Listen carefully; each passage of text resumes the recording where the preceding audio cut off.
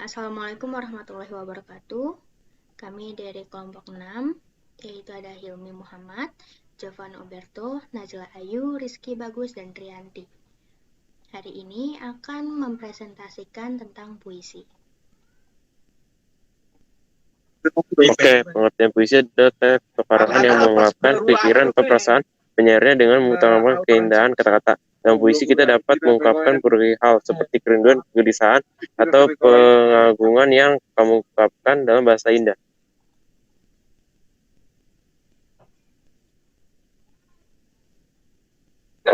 Menurut KBBI, pengertian puisi merupakan ragam sastra yang bahasanya terikat oleh irama, matra, rima, serta penyusunnya tarik dan bait.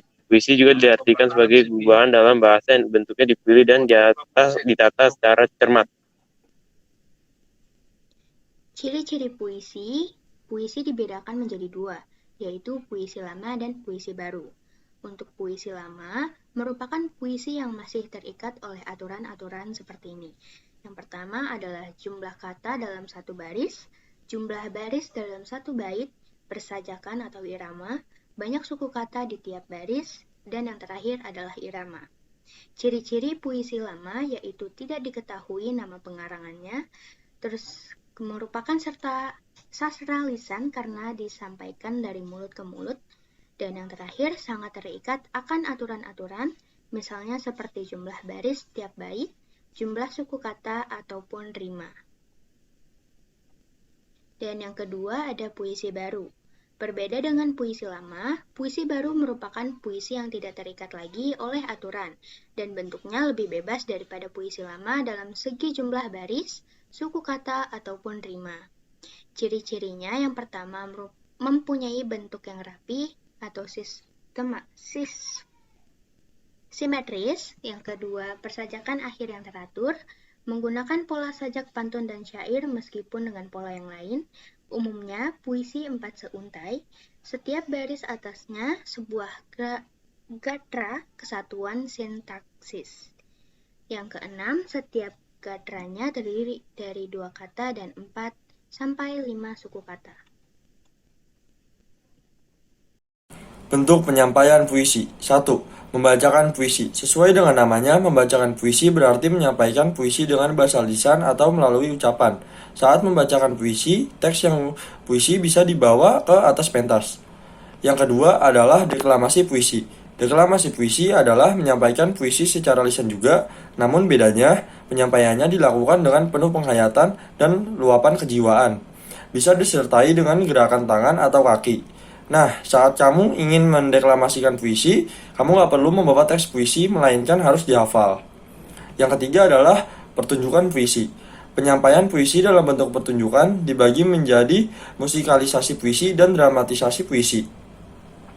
Pada musikalisasi puisi, kamu akan mengubah puisi menjadi sebuah lagu. Oleh karena itu, penyampaian puisi dan irama lagu harus memiliki keselarasan. Supaya banyak menggunakan kata-kata bermakna konotatif. Hal itu merupakan kiasan atau merupakan suatu perbandingan. 3. Kata-kata berlambang.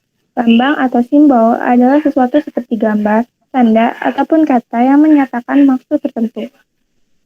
Misalnya, rantai dan padi kapas dalam gambar Garuda Pancasila. Tunas kelapa sebagai lambang pramuka.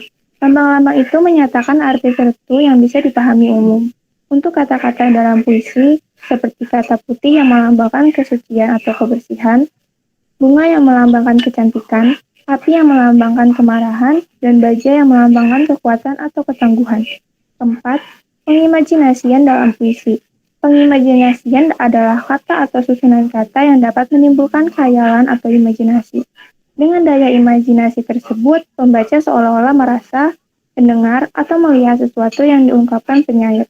Kata-kata yang digunakan penyair membuat pembaca seolah-olah mendengar suara, melihat benda-benda, atau meraba dan menyentuh benda-benda.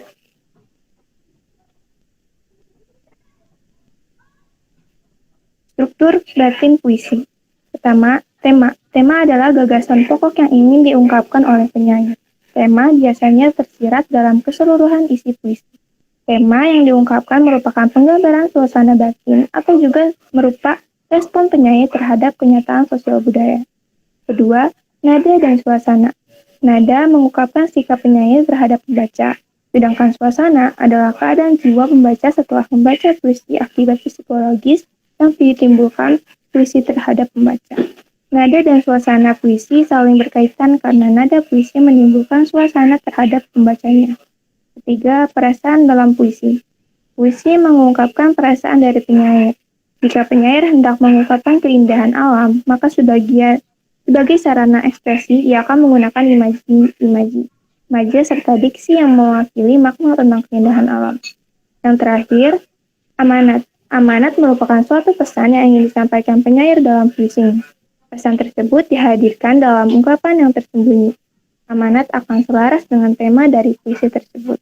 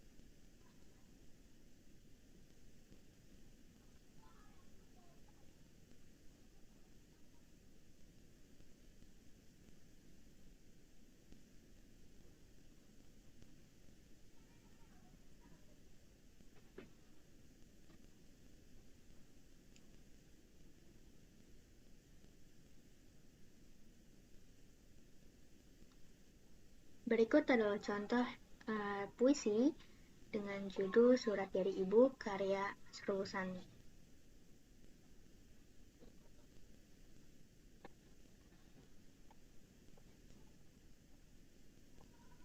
Sekian dari kelompok kami, kurang lebihnya mohon maaf. Terima kasih.